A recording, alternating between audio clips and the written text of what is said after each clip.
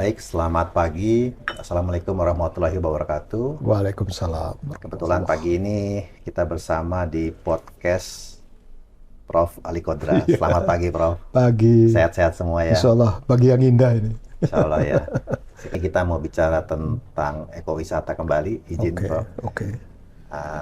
Terutama kaitannya dengan mangrove, karena sekarang mangrove sudah menjadi satu entitas yang seringkali muncul dan tentunya punya nilai lebih ya, Prof. Punya values Mangrove dan ekowisata. ya. Kalau kita lihat dari function dulu ya, mangrove itu kan mempunyai persyaratan untuk hidup. Jadi tidak sembarang pantai itu pesisir itu lalu hidup mangrove kan itu kan. Ekosistemnya khas itu ya, Prof. Spesial kan itu kan. Harus ada pasang surut terutama itu, kemudian harus ada lumpur dan harus ada kadar garam. Salinitas. Jadi tiga itu bersatu menjadi masa depan mangrove itu.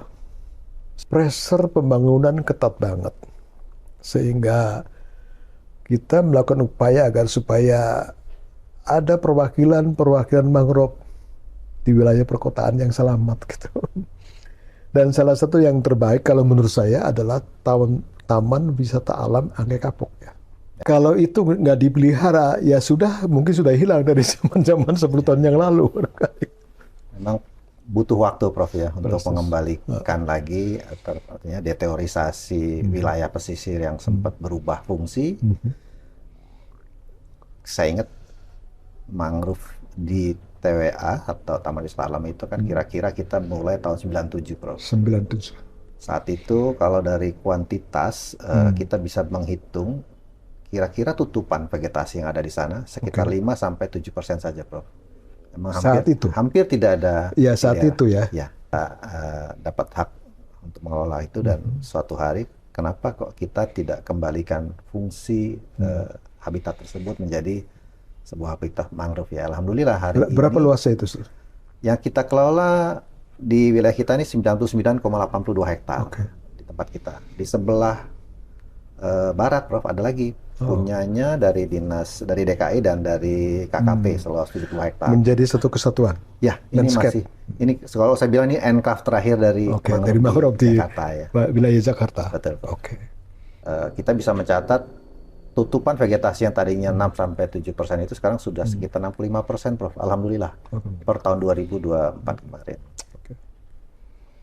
Ya, saya teringat mungkin ketika ada tamu yang dari Amerika ya. Ya, Young Mao gitu, violin ya. Maka dia sempat ngobrol sama saya kan.